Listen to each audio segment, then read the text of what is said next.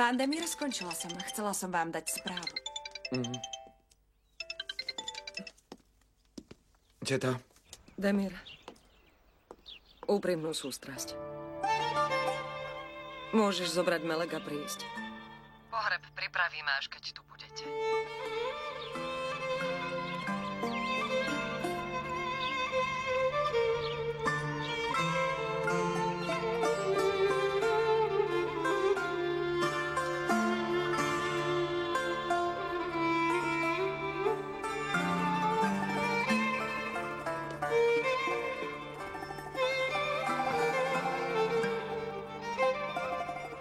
Niečo zlé? Pán Demír.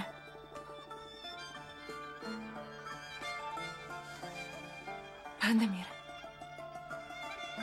Stalo sa niečo zlé? Môj strýko.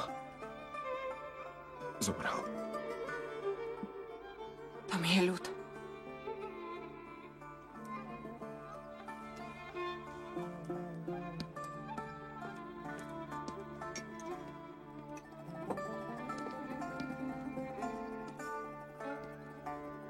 Nechceš sa napiť?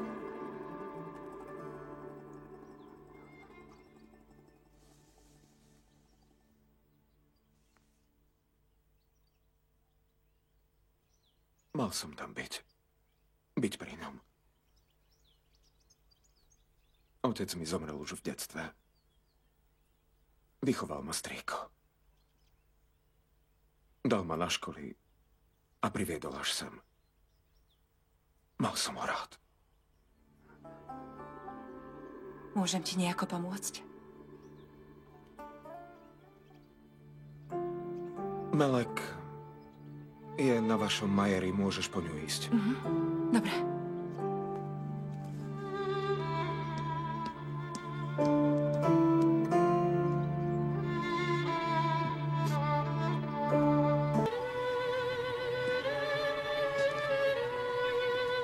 Braček môj.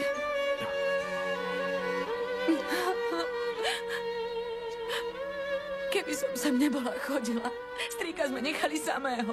Nehovor tak. Bol chorý. Aj keby si tam bola, nepomohlo by to.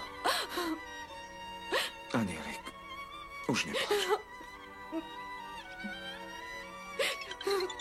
Počkaj. Asi volajú kvôli pohrebu. Prosím. Prosím. Tak poďme. Nachystáme vám nejaké veci. Tebe aj bratovi. Musíš mi s tým pomôcť. Pôjdeme hneď teraz.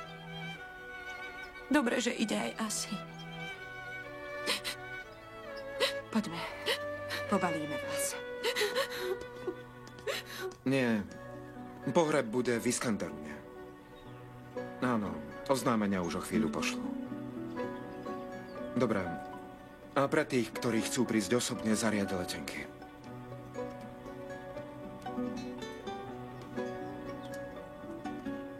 Ako? Nie dobre. Stále plače.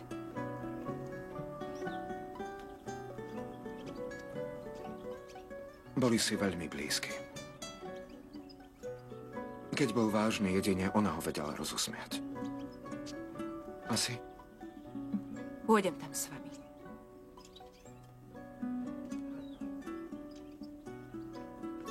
Bude dobre, keď budem pri nej.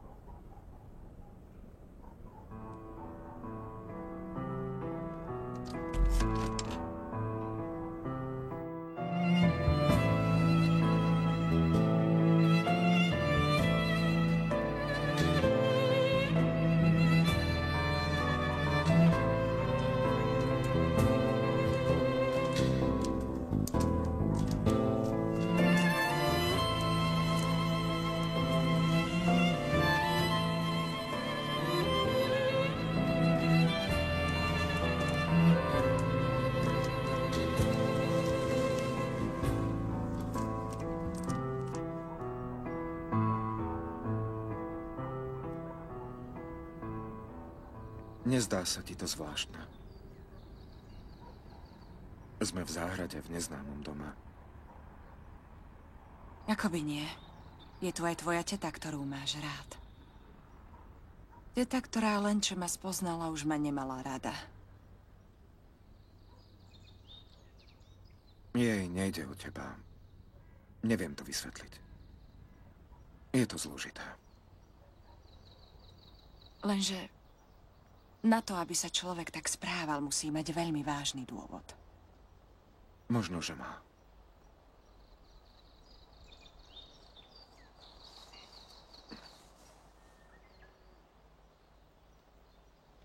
Prekrásne. Nikdy som nebola tak dlho hore.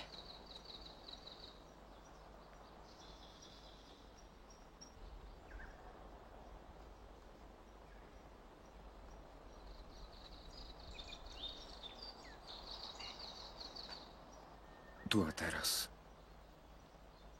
Ďaleko od minulosti. Miesto, kde na nás nikto nedosiahne. Zostať bez toho, aby nám niekto krájal srdce.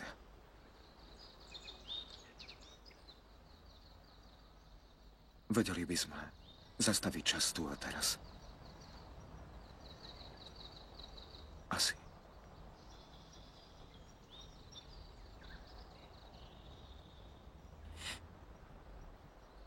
Nevieme ho zastaviť však.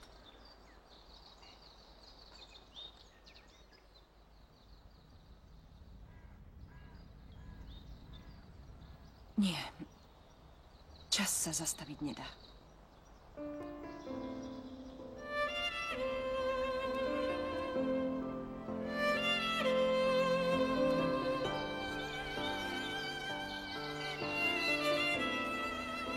Už svitá.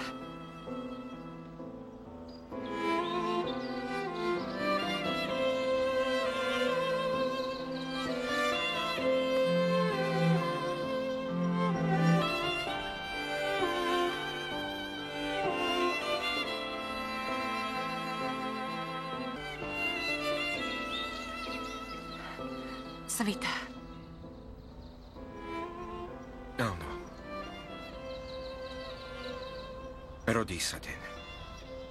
Ľudia si pri zrode nového dňa želajú, aby priniesol dobré a pekné veci. Nech sa deň zrodí pre dobré veci.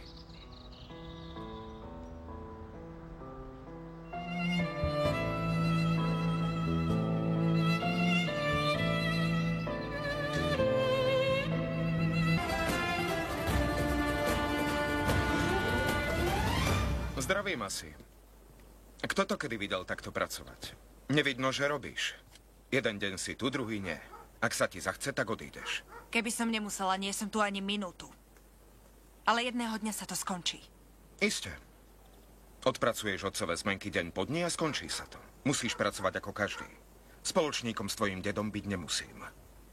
Nezabudni, aj ty si bola v podmienkach tohto obchodu.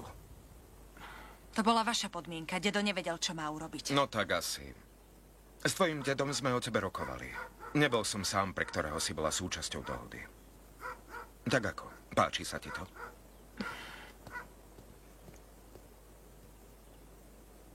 Dnes sme mali začať orať vaše polia. Ráno mali prísť traktory, ale neprišli. A prečo meškajú? Nebude to preto, že ste si ich prenajali od deda?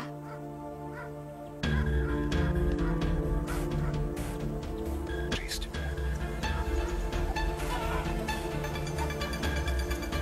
Ak sa venuješ pôde, musíš vedieť, že existujú nepísané pravidlá, pán Demir. Napríklad, bez súhlasu svojho suseda nepostavíš plot. Alebo že voda patrí všetkým. Musíš sa tými pravidlami riadiť. A ešte niečo. Ak si od niekoho prenajmeš traktor, nehovoríš o peniazoch, musíš byť rád, že ti požičal a poďakuješ mu. Takto nás to učili.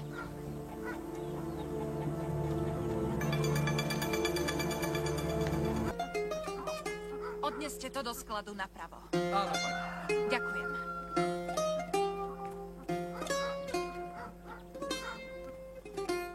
Čo je? Už zase hádka? Nie, Čo ty máš za problém s Asi? nevrtaj do mňa. Ak neprídu stroje, budeme mať veľký problém. Polia poorať musíme, iné východisko nie je. Čo navrhuješ? Počúvam ťa. Znovu sa zapísať do poradovníka na stroje. Kým dedo nebude mať vaše peniaze vo vrecku, nezaspí. Dedo vás zapísal na čiernu listinu. Farmári sa síce budú smiať po podfúzi, že sme na konci poradovníka, ale navrhujem vydržať to. A ešte môj osobný názor. Hnevá sa na vás právom.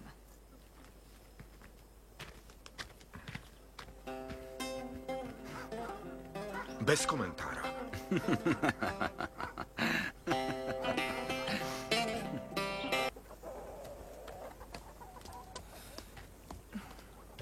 No, rýchlo to vypij. Ešte som z toho neodpil. Trochu ťa zohreje. Oblec si pekne moje sako.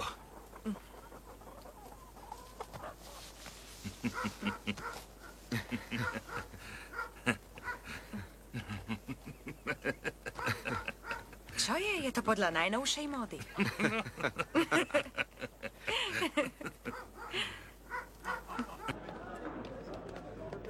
Znepokojuje ťa, že si so mnou na verejnosti? Už sa stalo, čo ste chceli.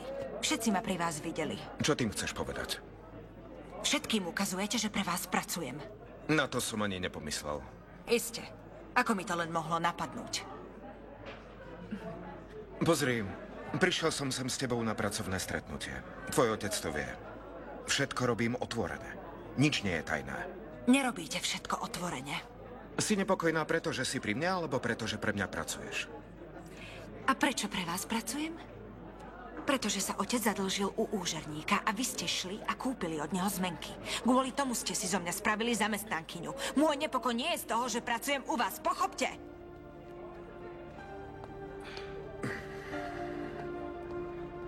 Stôl je pripravený, prosím. Poďme. Projekt sme využili doposiaľ najnovšie a pre nás dostupné technológie. Za vzor sme si vybrali kanadský architektonický trend. A bude ten architektonický trend vyhovovať tunajším prírodným podmienkam a kultúre?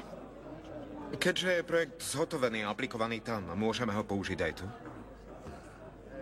Vy si myslíte, že tu by to išlo? Tak pokračujte. Použijeme kanadský stavebný systém. Podľa neho sme urobili koncept. Z neho vyplýva, že medzi budovou a pozemkom nevznikne žiadna ostrá hranica. Zaujímavé. Pripomínam, že toto budú využívať zvieratá. Nemyslím, že by naše kravy a ovce mali ku kanadskej architektúre nejaký zvláštny vzťah. Mňa skôr zaujíma chov zvierat. Zníženie ochorení, neobmedzené výbehy pri stajniach, produkcia mlieka, kvalita mesa. Prepáčte, ale toto je pre mňa oveľa dôležitejšie ako kanadské trendy. To je teraz mojou jedinou prioritou. Takže vaše architektonické poznatky neviem oceniť. Myslím, že som tu navyše.